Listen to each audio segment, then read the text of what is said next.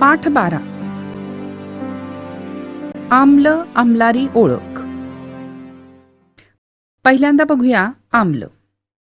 आपल्या रोजच्या जेवणामधील काही पदार्थ चवीला गोड, काही कडू तर काही आंबट किंवा तुरट असतात.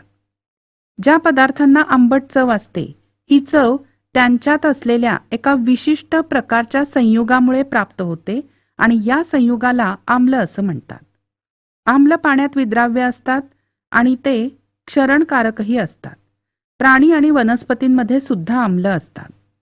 खाद्यपदार्थांमध्ये असणाऱ्या आम्लांना नैसर्गिक आम्ल किंवा कार्बनिक आम्ल म्हणतात. ती सौम्य आम्ल असतात. काही आम्ल मात्र तीव्र प्रकृतीची असतात, जी दाहक असतात.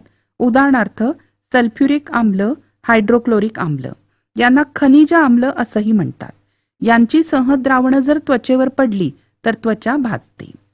ही संहत आम्ल हळूहळू पाण्यात घालून त्यांचं विरल आम्लात रूपांतर करता येतं.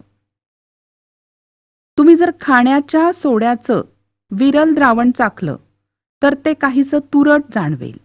जे पदार्थ चवीला तुरट आणि स्पर्शाला बुळबुळीत असतात, उदाहरणार्थ खाण्याचा सोडा किंवा साबण, त्यांना आम्लारी असं म्हणतात. आम्लारी हे आम्लापेक्षा पूर्ण वेगळे असतात. खरं सांगायचं तर ते रासायनिकदृष्ट्या आम्लाच्या विरुद्ध गुणधर्माचे असतात. तेही संहत अवस्थेत त्वचेला दाहक असतात. मात्र लक्षात ठेवा की पाणी हे आम्लधर्मी किंवा आम्लारी धर्मी नसतं, ते चवहीन असतं. यानंतर दर्शक. जे पदार्थ आम्लधर्मी पण नाहीत आणि आम्लारी धर्मी पण नाहीत, रासायनिकदृष्ट्या उदासीन आहेत, त्यांचा दर्शक म्हणून वापर केला जातो. कारण आम्ल किंवा आम्लारी पदार्थांची चव घेणं किंवा त्यांना स्पर्श करणं हे अपायकारक असतं. म्हणून त्यांची ओळख करण्यासाठी ज्या विशिष्ट पदार्थांचा वापर होतो त्यांना म्हणायचं दर्शक. दर्शक हे आम्ल किंवा आम्लारीच्या संपर्काने स्वतःचा रंग बदलतात.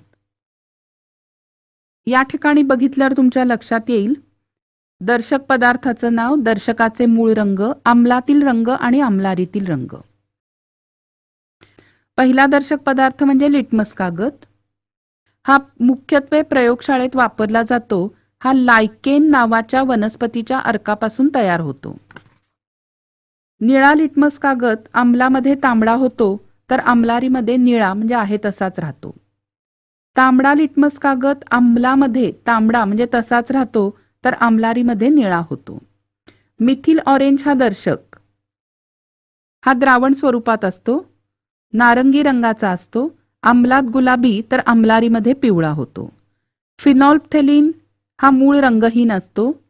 आम्लामध्येही रंगहीन तर आम्लारीमध्ये गुलाबी होतो. मिथिल रेड हा मूळ तांबड्या रंगाचा असतो. आम्लामध्ये तांबडा आणि आम्लारीमध्ये पिवळा होतो. प्रयोगशाळेतील दर्शक पदार्थ नसतील तर घरामधले अनेक पदार्थ नैसर्गिक दर्शक म्हणून वापरता येतात. उदाहरणार्थ हळद किंवा टोमॅटो, जास्वंद, गुलाब यांच्यापासून नैसर्गिक दर्शक तयार करता येतात.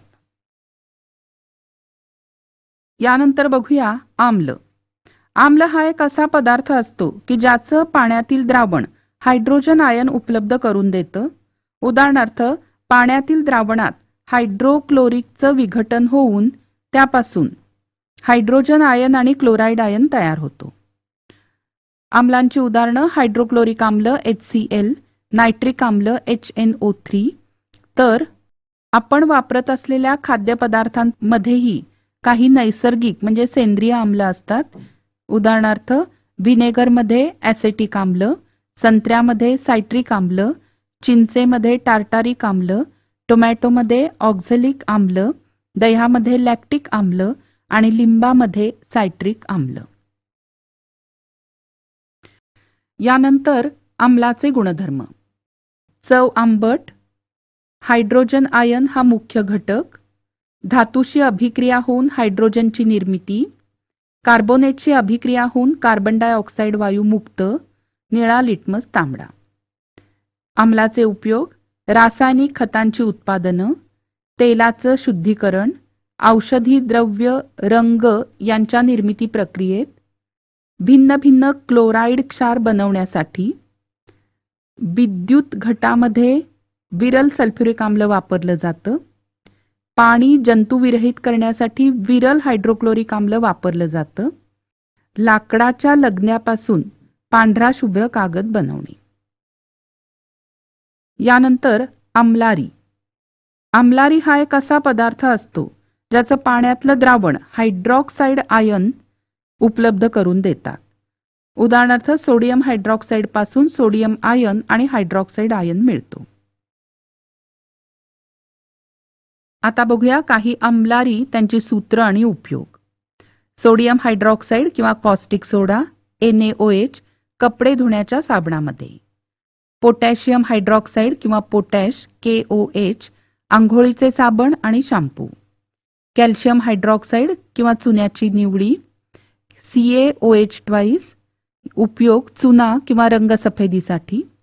मॅग्नेशियम हायड्रॉक्साईड किंवा मिल्क ऑफ मॅग्नेशिया सूत्र MgOH2 उपयोग आम्लविरोधक औषध. आणि अमोनियम हायड्रॉक्साईड NH4OH खतं तयार करण्यासाठी. आता बघूया आम्लारीचे गुणधर्म. चव कडवट, स्पर्श बुळबुळीत, हायड्रॉक्साईड आयन हा मुख्य घटक आणि सामान्यतः धातूंची ऑक्साईड आम्लारी धर्मीय असतात. यानंतर उदासीनीकरण. आम्लामधील हायड्रोजन आयन आणि आम्लारीमधील हायड्रॉक्साईड आयन यांच्या संयोगाने क्षार आणि पाणी तयार होतात. या रासायनिक अभिक्रियेला उदासीनीकरण असं म्हणतात.